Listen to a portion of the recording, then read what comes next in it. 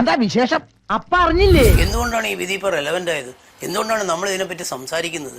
അതിൻ്റെ വളരെ റീസൺ ഇത്രയേ ഉള്ളൂ. കാരണം എന്ന് വെച്ച് കഴിഞ്ഞാൽ ഇന്ന് ഏറ്റവും കൂടുതൽ ദുരുപയോഗം ചെയ്യപ്പെടുന്ന വകുപ്പാണ് 370.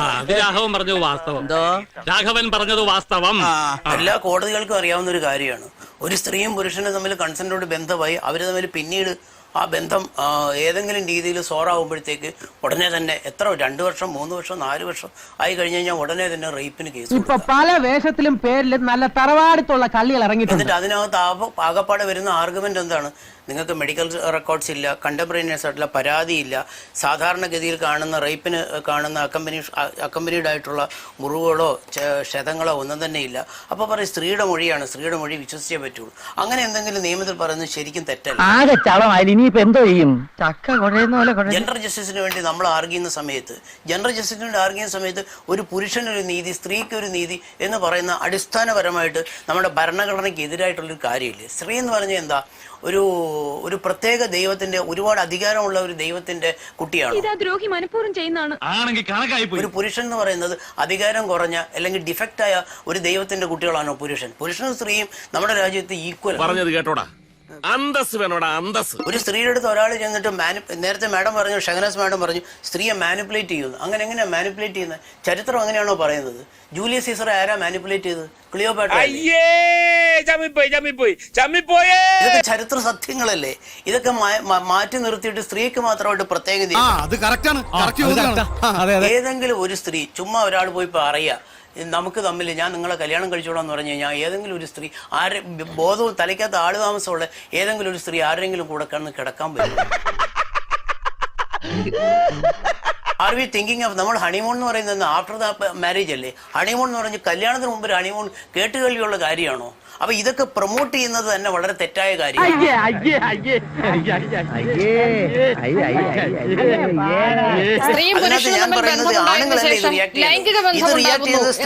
പരസ്പര സ്നേഹത്തിന്റെയും വിശ്വാസത്തിന്റെയും കൂടെ അടിസ്ഥാനത്തിലായിരിക്കുമല്ലോ. അതിനുശേഷം ഈ പുരുഷൻ കാലം മാറുമ്പോഴാണല്ലോ ഇവിടെ വഞ്ചനയുടെ അംശം വരുന്നത്. അതെങ്ങനെയാണ് കാണാതെ? ഒരു പുരുഷനും സ്ത്രീയും കൂടെ സ്നേഹം ഉണ്ടായി കഴിഞ്ഞാൽ എല്ലാ കാലവും സ്നേഹം അങ്ങനെ നിൽക്കുമോ? ചിന്തിക്കൂലെന്ന്. അല്ലെങ്കിൽ ഈ ബുദ്ധി ഇല്ലെങ്കിൽ പിന്നെ പറഞ്ഞിട്ടെന്താലേ ഈ പറയണേ? ഒരു സ്നേഹം ഉണ്ടായി കഴിഞ്ഞാൽ സ്നേഹം ഒരുപാട് കാരണങ്ങളുണ്ട് സ്നേഹം പിരിയാം. അതിന് ആർക്കും സ്വാതന്ത്ര്യമില്ലേ?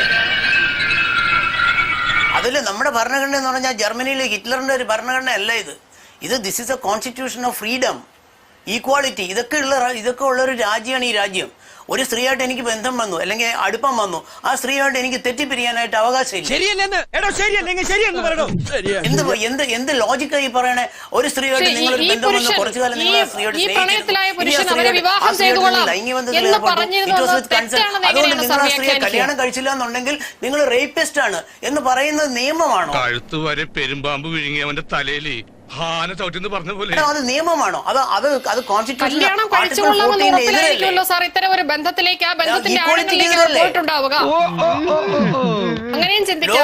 മാഡം, ലോകത്തിലെ ഏതെങ്കിലും വിദ്യാഭ്യാസമുള്ള ലോകത്തിലെ ഏതെങ്കിലും സ്ത്രീയെ കല്യാണം കഴിക്കുമെന്ന് പറഞ്ഞ ആരെങ്കിലും ഒന്ന് കൂടെ കിടക്കുവോ?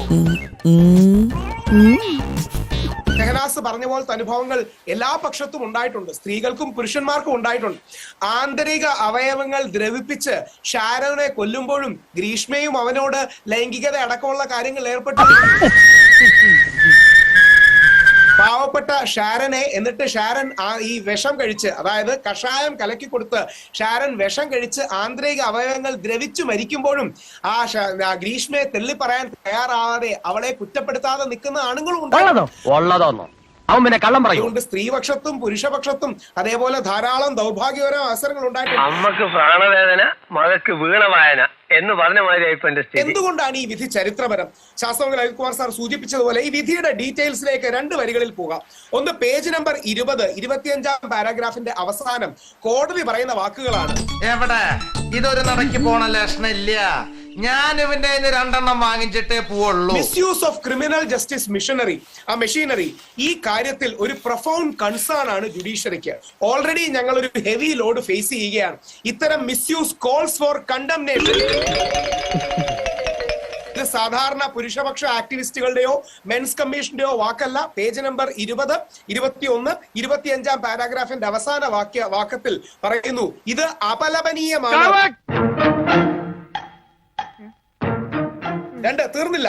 ആ 27 പാരാഗ്രാഫിലടക്കം സുപ്രീം കോടതി 7ാമത്തെ കാര്യമായി പറയുന്നു, ക്രിമിനൽ പ്രൊസീഡിംഗ് ഈസ് മാനിഫെസ്റ്റലി. ഞാനൊരു സത്യം പറഞ്ഞ് വിശ്വസിക്കൂ, എനിക്കത് ഓർമ്മയില്ല. അതായത് എവിഡന്റ് ആയിട്ട് തന്നെ ദുരുദ്ദേശത്തോടു കൂടി ഇത്തരം ആൾക്കാർ അൾട്ടീരിയർ മോട്ടീവ്, പ്രതികാരം ചോദിക്കാൻ വേണ്ടി ചെയ്യുന്നുണ്ട്. അത് പേഴ്സണലും പ്രൈവറ്റ് ഗ്രഡ്ജും തീർക്കാനാണ്. എന്താ ആ പ്രതീക്ഷയും തകർന്നു. ഇത്തരം കാര്യങ്ങൾ പറയും. നേരത്തെ ശ്രീ അഭിലാഷ് സൂചിപ്പിച്ചതുപോലെ ഭജൻലാൽ അടക്കമുള്ള പല കേസുകളും പറയുന്നുണ്ട്. അവിടെയാണ് വിവാഹിതയായ ഒരു സ്ത്രീക്ക് വിവാഹ വാഗ്ദാനം നൽകി പീഡിപ്പിച്ചു എന്ന് പറയുന്നതിന് പ്രായോഗികവും നിയമപരവും ധാർമ്മികവുമായ പ്രശ്നങ്ങളുണ്ടെന്ന് പറയുന്നത്. അവൻ പറഞ്ഞ നേരെ ശ്രീ രാഹുൽ മാങ്കൂട്ടത്തിന്റെ അടക്കമുള്ള കേസുകൾ ഇതിനോടുള്ള സിമിലാരിറ്റി എന്ന് പറഞ്ഞാൽ, ആദ്യം ഇതേപോലെ ഫോൾസ് മാരേജിന്റെ പ്രോമിസ് ഉണ്ടെന്ന് പറഞ്ഞു, പ്രഗ്നന്റ് ആയി എന്ന് പറഞ്ഞു, അബോർട്ട് ചെയ്തു എന്ന് പറഞ്ഞു, എന്നിട്ട് ചില ആൾക്കാർ ഭ്രൂണം സൂക്ഷിച്ചു വെച്ചു എന്ന് വരെ കഥകളുണ്ട്. വലിയ തെറ്റായി പോയെന്ന് എനിക്ക് ഇപ്പൊ തോന്നുന്നു. ഇപ്പൊ തോന്നിയിട്ടുണ്ട് ഫലം. ഇത്തരം കാര്യങ്ങൾക്കൊക്കെ ഈ കേസിലടക്കം പറയുന്നത് വളരെ വ്യക്തമായി തന്നെ വിവാഹിതയായ ഒരു സ്ത്രീയുടെ കോണ്ടെക്സ്റ്റിൽ രാഹുൽ മാങ്കൂട്ടത്തിന്റെ കേസിനോട് സിമിലാരിറ്റി ഉള്ളതുകൊണ്ടാണ് പറയുന്നത്. ഇത്തരം വ്യാജ കേസുകൾ പ്രതികാരം തീർക്കാനായി മീഡിയ വൈസ് അടക്കം ഉപയോഗിച്ചാണെന്ന് തെളിയിക്കാൻ 2 കാര്യങ്ങൾ പറയാം. രാഹുൽ മാങ്കൂട്ടത്തിൽ പീഡിപ്പിച്ചു എന്ന് പറയുന്നതിന്റെ 6 ദിവസത്തിന് ശേഷം രാഹുൽ മാങ്കൂട്ടത്തിന് 10,000 രൂപ വിഷു കൈനീട്ടം അയച്ചു കൊടുക്കുക. രാഹുൽ ഈശ്വർ ഒരു പെൺകുട്ടിയെ പീഡിപ്പിച്ചു, ബലാത്സംഗം ചെയ്തു. 6 ദിവസത്തിന് ശേഷം ആ 10,000 രൂപ വിഷു കൈനീട്ടം അയച്ചു തരുമോ? ദയവായി ശ്രദ്ധിക്കൂ, ഒരു പോയിന്റ് പറയല്ലേ മാഡം പറഞ്ഞു ഞാൻ എതിർത്തില്ലല്ലോ. അതായത് രാഹുൽ ഈശ്വറിന് ഒരു പെൺകുട്ടിയെ പീഡിപ്പിച്ചു കഴിഞ്ഞ് 6 ദിവസം കഴിഞ്ഞ് എനിക്ക് 10,000 രൂപ വിഷു കൈനീട്ടം അയച്ചു തരികയാണ്. ഞാൻ അങ്ങോട്ട് ചോദിക്കാതെ എനിക്ക് ഷാമ്പൂവും മറ്റു കാര്യങ്ങളും അയച്ചു തരികയാണ്. ഞാൻ ആദ്യ ദിവസം ആ പെൺകുട്ടിയെ പീഡിപ്പിച്ചു, മുഖത്തു തുപ്പി, അടിച്ചു, ഉപദ്രവിച്ചു എങ്കിൽ ഇതൊക്കെ പ്രാക്ടിക്കലാണോ?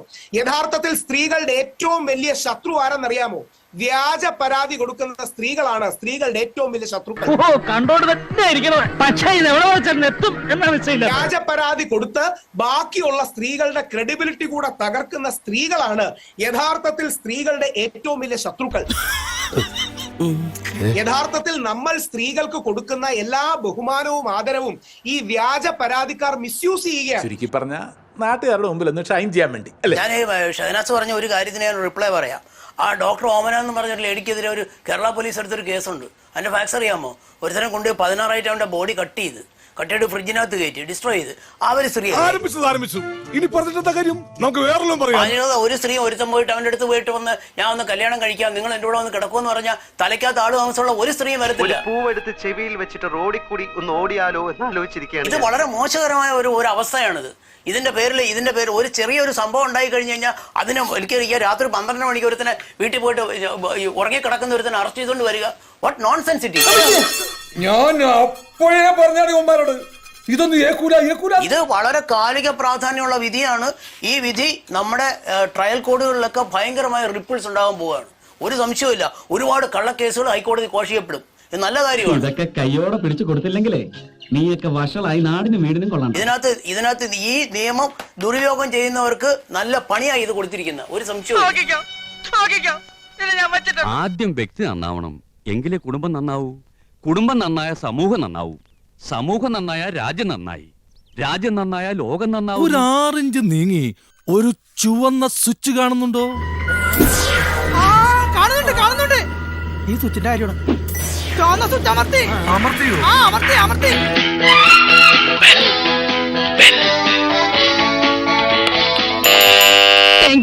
ഈ ഉപകാരം മറന്നാലും ഞാൻ മരിക്കില്ല.